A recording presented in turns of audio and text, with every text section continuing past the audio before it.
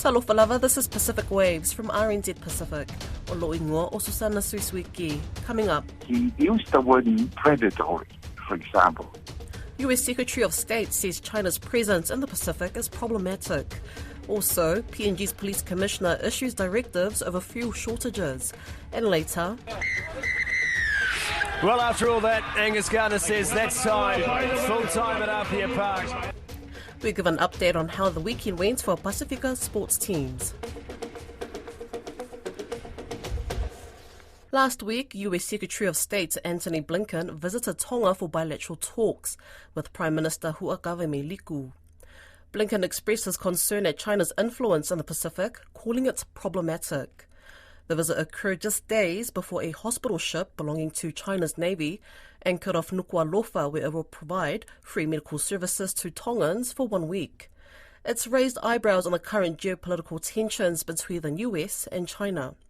Whina Funua spoke to Tonga Times editor Kalafi Moala. It must be awkward for Tonga's Prime Minister to meet with PRC officials and host a welcoming party for a Navy ship that belongs to the People's Liberation Army, when literally a few days before that, he was hosting a joint press conference with the U.S. Secretary of State Antony Blinken, and during that press conference, Blinken calls China's influence in the region problematic. So, Prime Minister Huakaveme Liku has had to be very diplomatic, hasn't he? Yes.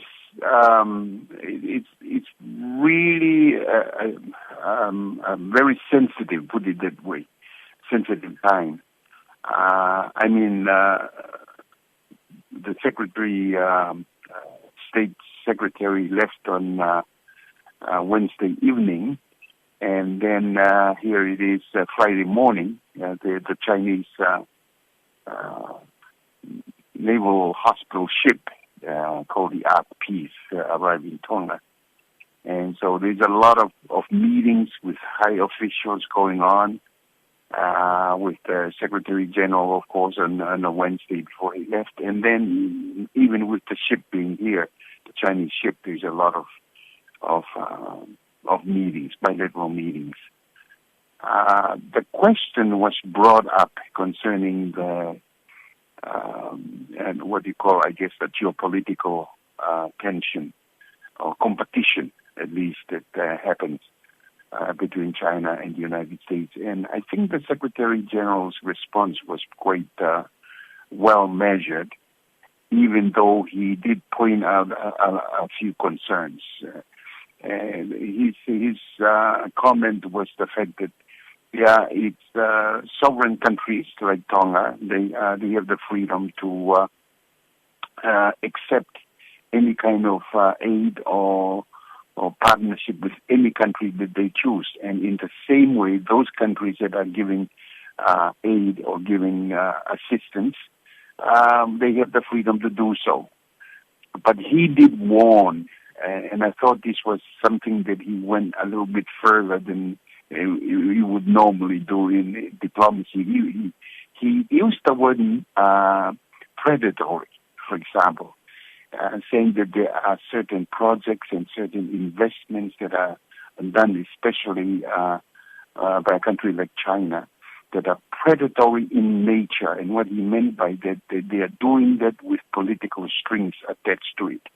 And he referred to marine claims at the South China Seas, where China is claiming territories there that they shouldn't be claiming. He also refers to investments that are done maybe without transparency, and investments that are expecting almost like a bribery. He didn't use the word bribery, but that's what he seems to be referring to, in order to entice some of these nations to be involved with them, which will lead to corruption. I mean, he in so many words, that's what he says.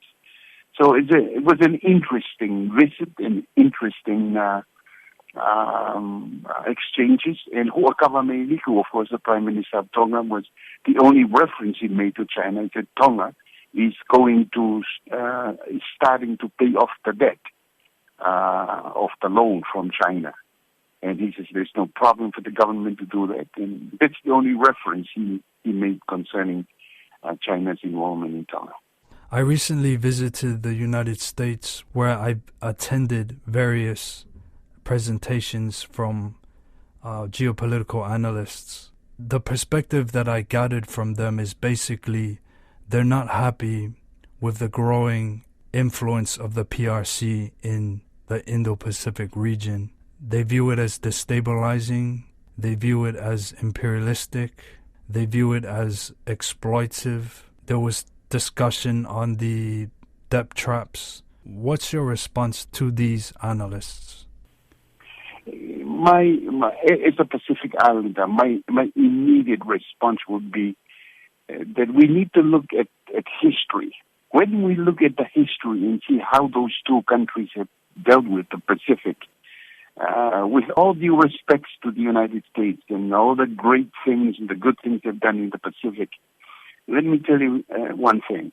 They are the one nation that have tested their nuclear weapons in the Pacific. I mean, in France, of course. And we still have problems in the Pacific, in the Marshall Islands, with radioactivity and nuclear activity that happens there. They're one nation that have confiscated some of the islands in the Pacific. I mean, they've always justified it for good reason. I mean, you've got an American Samoa, you've got a Guam, you've got even the Marshall Islands that's basically under the U.S. umbrella, much of Micronesia. And so China have not invaded any part of the Pacific. China have not tested any nuclear weapons in the Pacific. And so when you look at history and you see what, if any, damage has been done to the Pacific, I would say it's been done by the West in the Pacific, despite all the good things that have come from the West. So China is a new player, and we've got to engage them and allow them to do things that we really need them to do, and we make those decisions as sovereign nations and need not to be interfered by the West or Western nations. So, I mean, that's my immediate response to your question, is that we need to just look back at history and see how those two nations have dealt with it. And history normally determines how the future is going to work out. And despite the feeling generally to the Pacific that seems to be a lot more pro-American, pro-West, we need to, I think, be a little bit more critical. Papua New Guinea's Commissioner of Police, David Manning, has ordered the PNG Central Bank to sort out foreign currency issues for key fuel importer Puma Energy. This comes after a series of fuel supply shortages over the past 6 months, which Puma blames on not being able to access enough foreign exchange. Mr. Manning issued the directive in his role as the National Pandemic Controller. Don Wiseman discussed the matter with RNZ Pacific's PNG correspondent, Scott Waide. It's clearly not in line with what his day job is as police commissioner, but given that he has that legitimacy under the COVID-19 Pandemic Act, it gives him considerable amount of power across various sectors. So it gives him that legal right to flex that legal muscle that he has. So he's issued this directive to Puma Energy and the central bank to basically come to a table, sit down and sort the issues out. And if you look at it on a wider scale, it affects his operations as well as police commissioner. So when police can't get the fuel they need, or there's a fuel delay, then there's also a problem with law enforcement and health and everything else.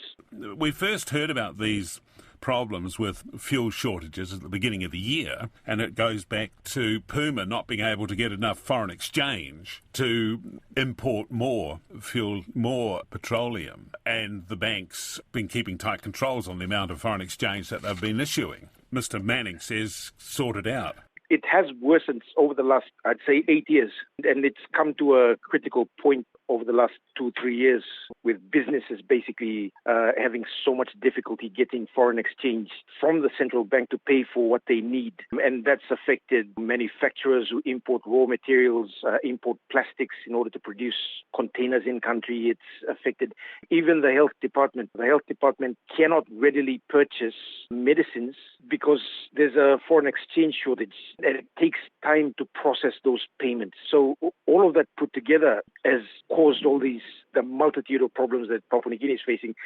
People have come out and tried to explain the situation. The central bank has come out and put out statements trying to explain that within government circles, the narrative is that there's enough foreign exchange in country and there's foreign exchange overseas which needs to be brought onshore. So that's, I guess, the government narrative, both official and unofficial government narrative that's out there. So previously, the Deputy Prime Minister, John Rosso, intervened and tried to resolve the issues that PNG was facing with the fuel shortage situation and brought together Puma Energy, talked to the central bank and resolved it temporarily. Now we've seen this happen again, at least 2 times this month, where Puma's issued statements saying that the situation's beyond our control. We cannot supply adequate fuel because of foreign currency exchange problems. Just how bad is it? As you say, it's been getting worse. But just how bad is the fuel supply situation right now for the average car user, say?